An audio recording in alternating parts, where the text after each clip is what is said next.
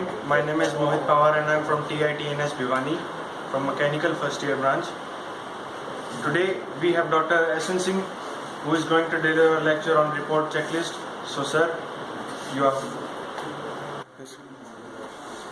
After preparing the complete report, we should not be in hurry because hurry spoils the curry.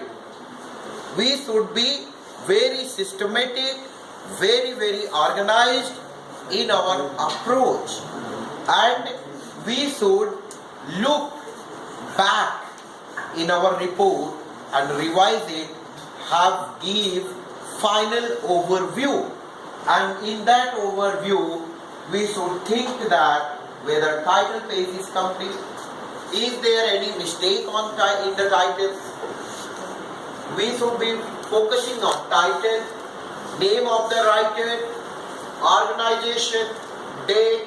These information must be on the title page, and then person group who commissioned the report, means funded by who funded the report. Next please. Then table of content. Inside also table of content, one should be focusing, title must be accurate, sequencing must be accurate, the layout must be clear and understandable, and finally section numbering system and indentation should be proper and projectable. Finally, complete, it must be complete. It should not be like that one chapter title and page number is missing, the beginning and end of the page number. Page numbering must be clearly mentioned, list of illustrations if applicable, and in some cases table of content also mention the back matters page numbering. Next, abstract. While finalizing our abstract part, we should be focusing the following points. What are those points? Appropriate length. Abstract length is the major concern. It must be well defined. 35-page reports must not contain 35 pages of abstract. But a report of 35 pages must not contain an abstract of 35. In that sense, abstract should be like 250 words, like 500 words, not more than that. So depending on the length and significance and importance of that complete report, one should go for preparing abstract, and its length should be major concern. Then complete summary of key information. Inside abstract, since it is separately published worthy document, one must be focusing on the information, major pinpointed information and complete length of that summary of key information. It should be represented independently, and then informative it must not be descriptive, rather it should have information only, and impersonal in tone, and the prose must be connected. Abstract problem is that while drafting abstract, people they do like one para from one chapter, second para from second chapter, and sometimes both these paras are not having any connectivity. For that purpose, establishing the connectivity, one must read from the abstract and that particular paragraph of the abstract, and that connected prose will help reader and support reader to get properly informed. Next slide please. Then introduction. Inside introduction, what are the things to be checked? Like relating topics to wider fields, necessary background information, purpose of the report, and scope also must be clearly mentioned. That this report is applicable if the report is on TIT, the Technological Institute of Textile and Sciences. It must be clearly mentioning the audience and applicability and scope, whether it is applicable to TIT only, or it is applicable to any other audience, or it is applicable all the private colleges of India in general, or it is applicable to Haryana or Bhiwani in particular, and whole Asia in general. Then we need to be focusing on. And then explanation of arrangement of report section. Then this thing also is arrangement of the report and proper sectioning. like first section deals with this is material, second section deals with these topics and all that. Then fifth one is body format, main body format, main heading indicating equal level of significance. Next please. All subheadings related to the section heading, there should be a link and connectivity. Then choice of labels indicating hierarchy of significance. And finally, hierarchy of importance shown by careful and consistent use of features such as capitals. Where should we use capital letter? If you are drafting a report all caps, what does it mean? If you are drafting an email even all caps, what does it mean? It is equivalent to shouting. So one must not follow that where capital letters, and even if you are using the name of a book particularly, it must be in italics. And use of capitals, use of features such as capital, differing fonts, underlining, where should you underline the text or not, bold and italics. Next please. Then indenting. Sometimes in the professional world, like professional writing differentiates from one place to another place. Like full block style doesn't allow you to indent at all.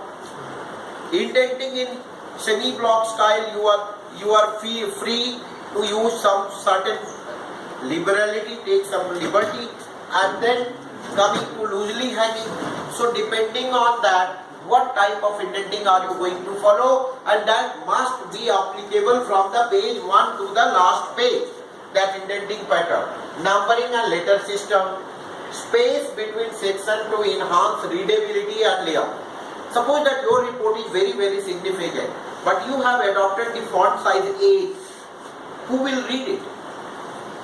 It will simply go to dustbin. It is a garbage you have created.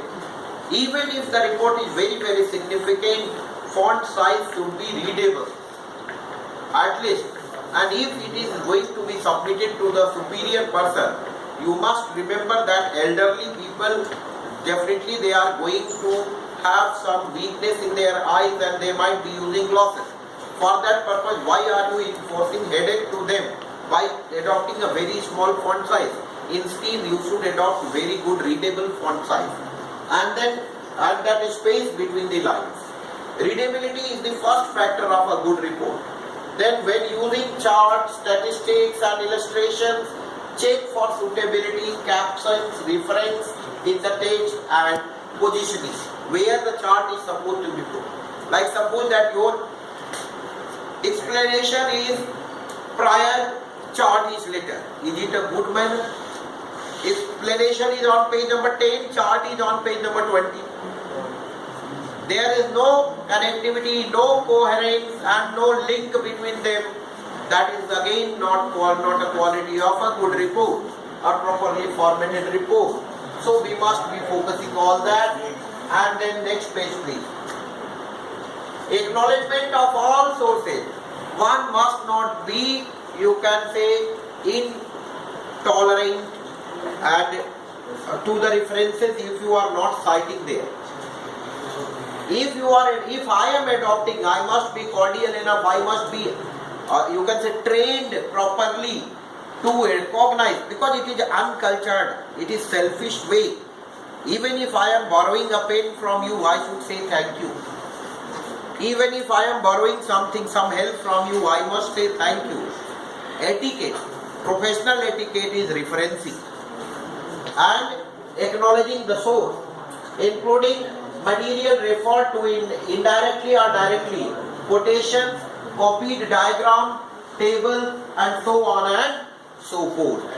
And statistics. Ensure a systematic link between references in the text and reference list bibliography.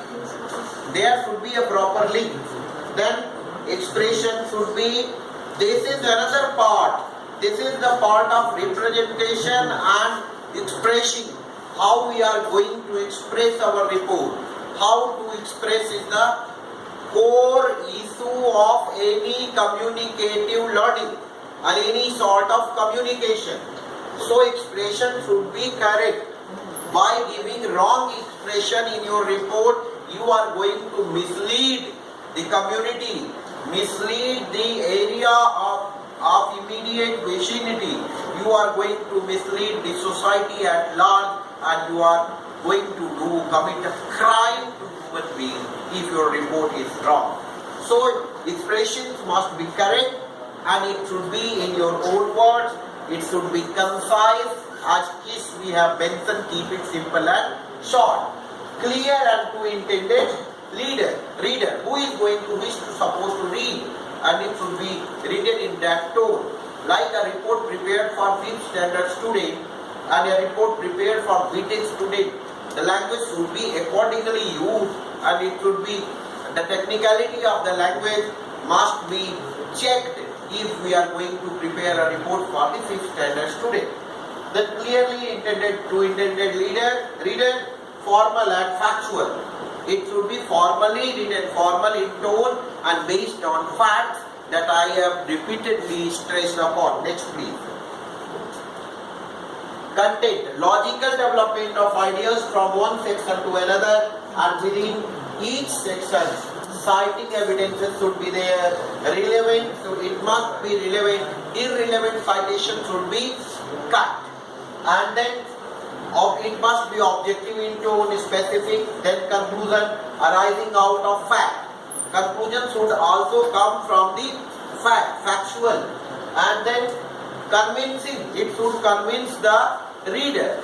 And then finally a substantial basis for the substantial proof, substantial documented basis for the recommendation. You should not recommend like you can say in darkness. Next please.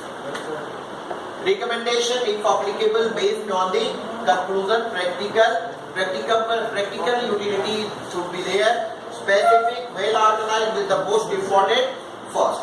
In recommendation, most important recommendation should be mentioned first.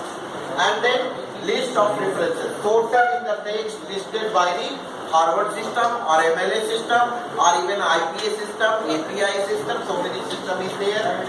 And based on that or as per recommended required system. Next.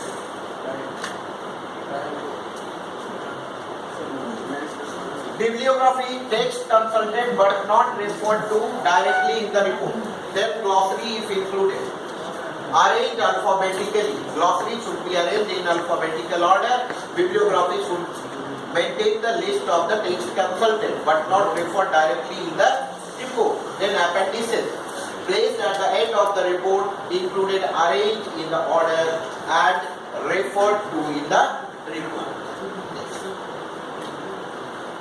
These are the references I have used for the preparation of this report. Next. Then this is the bibliography, list of the bibliography. One should follow bibliographic pattern by using this. And then finally, that's the end of the report writing. Thank you. Thanks a lot. I think I have. Today we are studying report checklist. Thank you.